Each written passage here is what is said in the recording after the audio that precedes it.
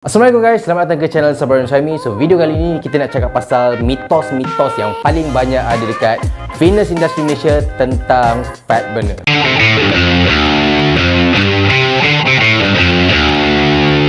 So sebelum tu saya nak share sikit apakah mitos-mitos yang banyak beredar dalam industri kita dekat Malaysia ni pasal terutama sekali iaitu fat burner. So sekarang ni kita nak share dulu pasal ada dua benda yang kita kena tekankan dekat sini, iaitu ada dua unsur yang kita perlu tengok, iaitu yang pertama sekali adalah mitos daripada consumer tu sendiri, ataupun yang kedua adalah mitos ataupun kita kata overclaim yang dibuat oleh produk tu sendiri. So ada dua benda yang kita kena tengok betul-betul, iaitu consumer punya perspektif dengan produk perspektif. Tapi sebelum saya nak cakap pasal consumer punya perspektif, kita nak tengok dulu dari segi produk punya perspektif, iaitu kita tahu dekat luar sana ada banyak brand yang suka claim melampau, dipanggil sebagai overclaiming tentang produk diorang. Mungkin salah satunya reason sebab dia memang nak buat produk dia nampak lagi gempak daripada brand lain. So dia buatlah benda-benda macam misalnya fake testimony, dia buat overclaiming yang melampau dan yang tak logik. Misal contoh, minum sehari boleh turun 1 kilo, itu adalah benda yang melampau, penipuan yang saya tak tahu asasnya daripada mana. So dekat sini kita nak betul-betul faham, kerana itu overclaim yang dibuat oleh setengah brand menyebabkan fat burner, nama fat burner ni ditakuti oleh ramai orang ataupun orang salah anggap secara general, padahal produk tu sendiri memang tak ada masalah. Sebab produk fat burner bagi saya personal memang ada posisi ataupun ada tempatnya dan ada orang yang sesuai untuk pakai produk fat burner ni. Okey, sebagai contoh kita tengok juga daripada consumer. So kita tahu consumer biasanya ada skeptical dengan produk macam fat burner. Tak lain tak bukan salah mereka, kerana produk ni memang ada setengah brand yang overclaim melampau. Terutama produk-produk lokal yang kita tahu bukan produk-produk fitness, tapi kebanyakan overclaim ni dibuat oleh brand-brand yang macam kadang-kadang orang ni tak ada background fitness pun. So dia anggap produk fat burner ni macam satu magic pill yang boleh buat kita punya badan ni turun kau-kau. So biasanya fat burner pun terbahagi kepada beberapa jenis lah. Weight loss supplement ni ada banyak kategori. Ada kategori yang kita tengok dekat fitness industry kita, ataupun bukan fitness industry tapi dalam secara general, iaitu produk yang untuk membuang. So ambil produk ni, dia buat kita nak membuang pergi toilet banyak kali. So yang ini adalah, saya tak boleh nak cakap ni adalah produk fat burner sebenarnya, sebab kita pun tak tahu kan sebenarnya apa yang kita buang tu kat luar sebenarnya kan. Sama ada dia trigger perut kita untuk just nak buang air besar.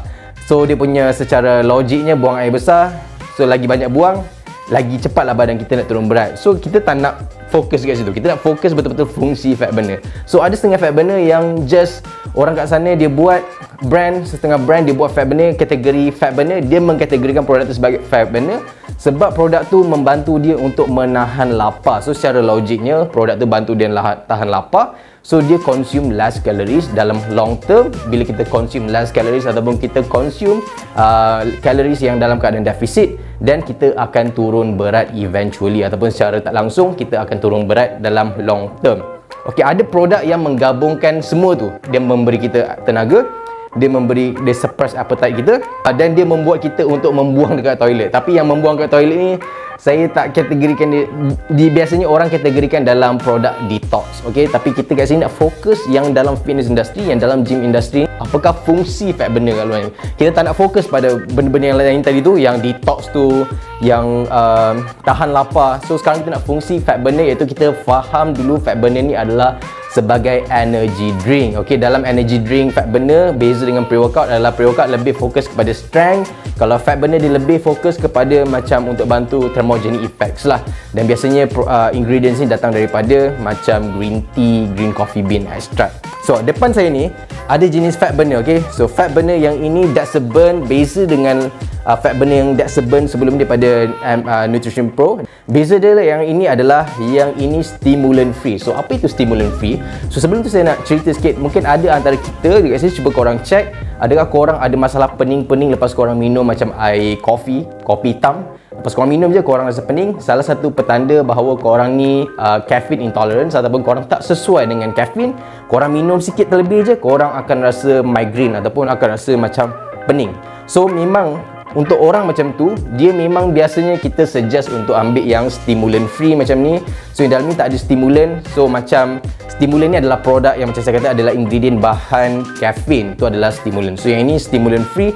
Untuk orang yang khusus ada masalah dengan kafein, biasanya perempuan yang saya perasan. So yang ini That's Burn ni non-stimulant, memberikan fungsi yang sama juga macam That's Burn yang sebelum ni, iaitu untuk bantu kita maksimaskan kita punya strength ataupun kita punya output bila kita tengah training, supaya kita dapat fokus training, kita dapat buat training dengan lebih baik, dengan harapan training yang lebih efisien dan konsisten akan bantu kita untuk reach kita punya fitness goal kita. So yang ini adalah That's Burn pre-workout. So dia bukan macam yang saya sebut macam awal tadi.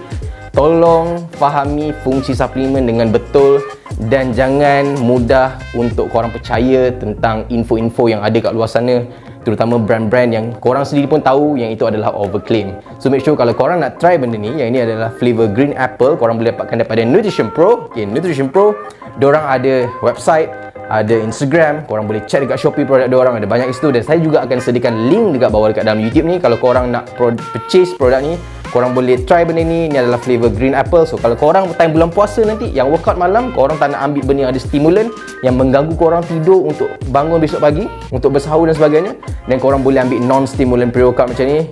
That's Burn adalah pre-workout juga yang korang boleh try sebelum training untuk Ramadan nanti. So jumpa korang dalam next video. Jangan lupa untuk subscribe, jangan lupa untuk like, dan kita akan buat Ramadan Shake Challenge. Make sure korang subscribe channel Sabar Nusaimi sebab kita akan bantu korang, saya akan bantu korang personally macam mana nak attain body sepanjang bulan puasa, terutama banyak newbie yang tak tahu cara pemakanan sepanjang Ramadan. So jumpa korang dalam next video.